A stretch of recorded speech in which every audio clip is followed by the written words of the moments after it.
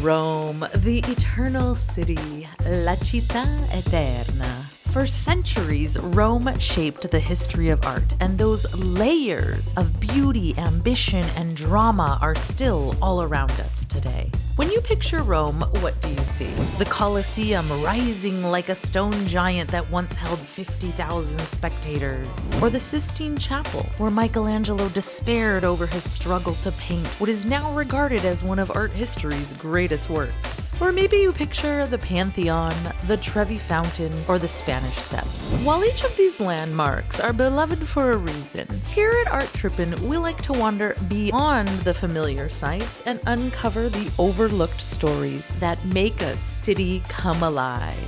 I'm Dr. Lorraine Debin, art historian and world traveler, and let me be your guide as we reveal Rome's best-kept secrets.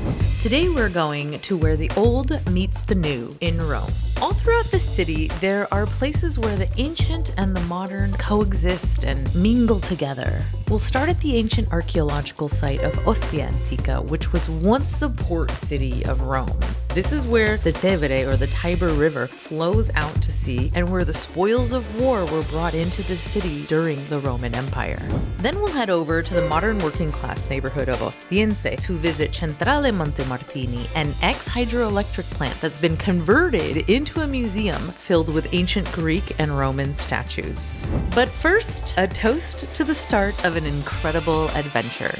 When you cheers, you're engaging all of your senses. So by vision, you're looking in the eyes, you cling to make sound, you smell it, you taste it, and then you touch it with your mouth when you drink it. It brings you in the present moment. Chin chin, chin chin, chin chin.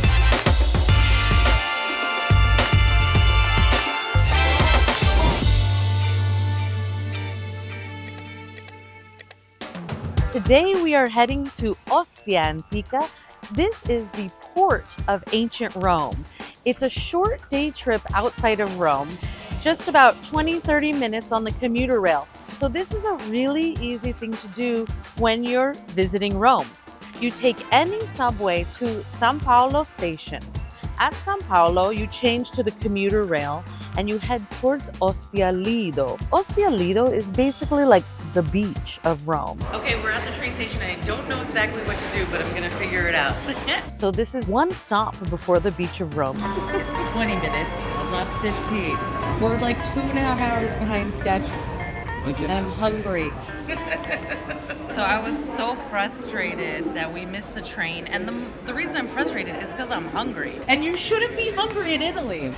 You always have hiccups when you travel, but then I got this great news and like my mood is totally turned around. I know food is coming soon and I got great news. So it's really wild how your mood can change on a dime. And like this is very Roman. You will see Romans yelling at each other and like 5 seconds later they're like, andiamo al bar, let's go to the bar and have a drink together. Like, you know, they can get heated and passionate and upset, but they get over it quick too. It's a good skill to learn. We're not missing this one. Come on. You get off at Ostia Antica and you can walk from the train station to the entrance of the archaeological site in under 10 minutes. Andiamo! We've just come out of the Ostia Antica train station, and as you can see, there's a map right at the exit. You literally get out of the train station, walk over this little highway, and you just walk straight to the archaeological site. It's a 10-minute walk, but we're gonna stop at a restaurant on the way to grab a bite. You cannot do anything in Italy on an empty stomach. So we're going to stop here at a restaurant called Allo Sbarco di Eneo, which translates to at the landing of Aeneas. So that's of course referring to the ancient Greek, the Trojan warrior. This restaurant is right at the entrance to the Ostia Antica archaeological site. So it's a really easy place to go if you're coming as a tourist to visit this site. This is the kitschiest restaurant you've ever seen. Look at the menu. It's on a scroll. The interior is sort of set up with lots of props from the classical Greek and Roman era. It looks like a room in Pompeii. In fact, even the servers working in the restaurant sometimes dress up in ancient Roman costumes. We ordered the daily menu. We got some pasta, some secondi, the meat dish, and of course, the staff really did not skimp on the wine. Look at the glass of wine. A normal glass of wine is filled up to here. I like these ladies. Might as well have a little glass of wine before walking around the archaeological site. We're gonna have a really good tour after this. All right, I gotta have a picture of this. So it's a really fun and lively place with great service. The food is good. It's simple, it's traditional, and based on quality local ingredients. After lunch, the owner starts testing me on my knowledge of Roman emperors. Marco Aurelio. Brava, finalmente un 10. Esatto. And once I passed his test, although he was definitely a skeptic as to my credentials, I got an F+. he took us on a little tour of the restaurant. And this gentleman was hilarious. He was totally a character. He said, "Where are you going?" And they're like, "Hey, we gotta go back to work." And he's like, "Fuck off, get out of here." He was very friendly, very outgoing. Is this a fossil? Fossile. It's a fossil of a fish. And was down for a couple of laughs. Nero, sì. This is one of the things that I love about the people of Rome. They have a great sense of humor. He wanted to show us something erotic. He said, "It's a little bit pornographic." And I said, "Obviously, I want to see it." Oh. Now that we had our fun, it's time to head to the archaeological site, the ancient port city of Rome, Ostia Antica. But don't worry, this is going to be fun too. I always like to point out for people who are coming to Ostia Antica is along one of these slow tourism walking paths. So there are like vacations that you can do in Italy where you're literally walking for, a week at a time, but a little bit each day. And it's to get people out of the big cities into some of these smaller towns, to the back roads, to experience a little bit of, Italy outside of the tourist destinations. This is what Art Trippin is all about. We are here to explore off the beaten track destinations. This is Ostia Antica.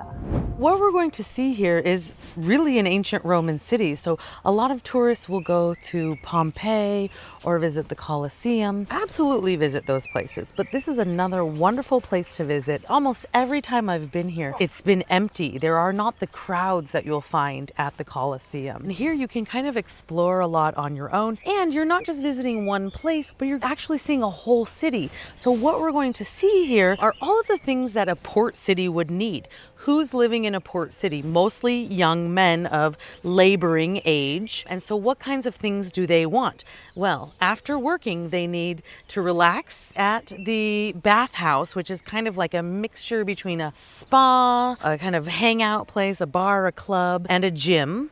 They want entertainment, so there is a theater, and they need to eat, so there are places to eat. So this is like a real functioning city back in the day, 2,000 years ago. So why would we, as art historians, care about this place? Well, one of the most important things we are going to see here are the mosaic floors that are very characteristic of Roman art. A mosaic is when small pieces of colored glass and stones are pieced together, almost like putting together a puzzle.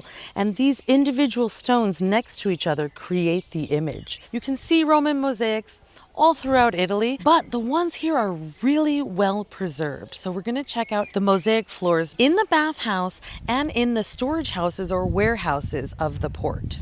That cat is sleeping in a Roman sarcophagus. Some dead guy was in there, kitty cat.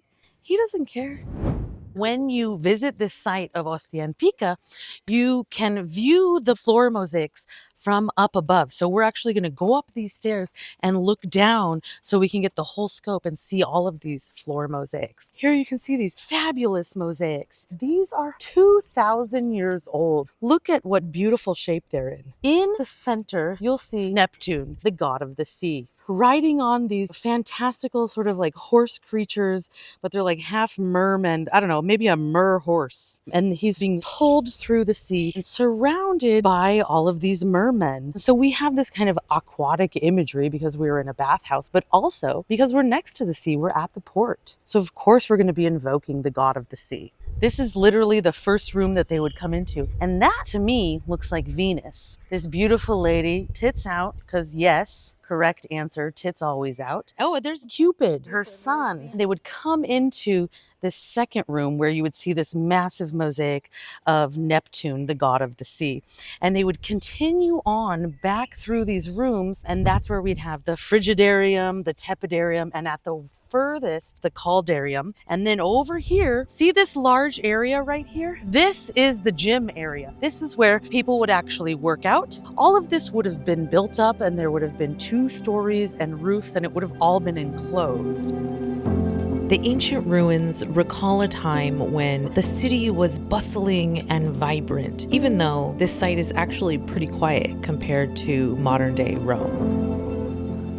Ancient Roman restaurants would have these floor mosaics, and on the floor of the restaurant would be depicted what you could actually eat in that shop or restaurant. So fish, bread, wine.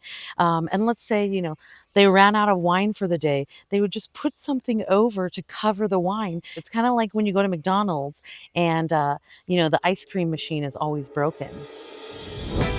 The next day, we headed to the, in comparison, modern neighborhood of Ostiense, where once again, the old collides with the new.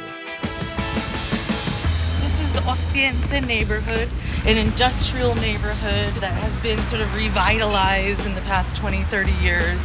Tons of street art and old industrial spaces repurposed as art spaces and museums. Lots of hipster cafes and restaurants, young people, a lot of locals, like a really energetic part of Rome.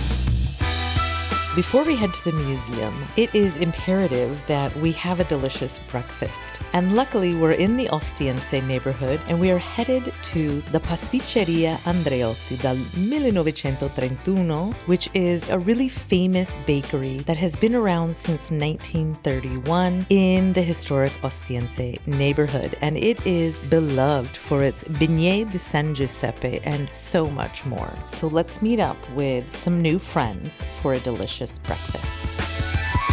This place was known in the 30s, 50s, throughout its history, to be like a place that attracted artists and writers and filmmakers. And so there were it was like a gathering place for Italian intellectuals and artists. All right. So I thought it would be an appropriate place for a gathering of some badass intellectuals. Yeah, cheers to that. Cheers. Do you want one of these? Honestly, one of the highlights of this trip was meeting Alana, the grad student who I met in the nail salon. She was a grad student studying art history and ended up joining us for a few days there in Rome. And it was such a pleasure to see things from her perspective. She's really interested in improving access so that a more diverse population can have access to museums around the world. I was really inspired by that. Hope was the principal of the school in Florida who was kind of pushed to resign for this art lesson to middle schoolers, showing them Michelangelo's David. And of course, when we heard about this in the news, my colleagues and I were in this uproar. So it was really interesting hearing about her perspective and, seeing how she was taking this situation as a learning opportunity. It's kind of like the universe has wanted to bring these people together, After breakfast, we make our way over to Centrale Monte Martini. It's just down the street. And this is a modern hydroelectric power plant that had been retired and has come back to life as a museum that houses classical Greek and ancient Roman statues. And of course, I had to give Alana and Hope a little history lesson before we checked it all out. This neighborhood, when it was first developed, was kind of this new modern part of Rome, and all of the industrialization was happening around here. And that was sort of early to mid 20th century. Then it sort of fell into abandon, disrepair. The power plant was abandoned. Then many years later, they were doing some renovations at the Vatican Museum. They moved all these sculptures to do some renovations, and they thought instead of putting them in storage, let's show them somewhere, show them to the people. Somebody had this bright idea of putting these sculptures in the power plant. The contrast of the modern power plant with these classical sculptures just created this really cool juxtaposition. So this is one of those kind of places that a lot of people don't know about. Since this project and other revitalization projects in the area has become a really cool neighborhood where you can see kind of the everyday life of modern Romans, you know, not just the touristy spots, but some off the beaten track spots. The collection belongs to the Musei Capitolini, and they had a show in this abandoned power plant as part of a program to bring the collection to the modern day inhabitants of Ostiense. And the show was so successful that they decided to make it a permanent branch of the museum. Stepping into Centrale Montemartini is like stepping into a temple to human ingenuity. You can see behind me these classical sculptures laid out in this triangular pediment. This is what the top of a Greek temple would have over the entrance. The figures in the center are standing upright. As we move down, they're crouching down and they get smaller to fit into the shape of the triangular pediment. Look at this. This is where the two huge pieces of marble are conjoined. You can see the joints of the sculpture itself. Isn't it amazing? Calls Arena Beauty in Rome to cut those cuticles. You need a pedi. Yeah. This industrial object next to a Roman sarcophagus, this is where Romans would be buried in these. This is an actual coffin for an ancient Roman. Next to these electrical power plant machines, it's just a really interesting juxtaposition. It's such an interesting intellectual journey to go on, to think about time in a former hydroelectric plant that is sort of old to us now, but was once an emblem of modernity. I just love that the people in the neighborhood can come to see classical art without having to deal with the hordes of tourists. And plus, I mean, like, look at how sexy that sculpture is. You know? There is such a beautiful intermingling of old and new in such an ancient city. Over the course of hundreds and thousands of years, what begins as modern becomes the old. And yet there's still this attempt to preserve that past while living within it. In Rome, the old is preserved and taken into the contemporary moment. In fact, you can see modern theater and live performances in the theater of Ostia Antica. The people of Rome want to live within these layers, surrounded by so much history, and all of this can be really impressive to the modern tourist. And this is why you can take a train ride from one neighborhood to the next and feel transported 1,000 years into the future, or admire an ancient marble statue sitting in the middle of a hydroelectric power plant. And this is only the beginning of all that Italy has to offer.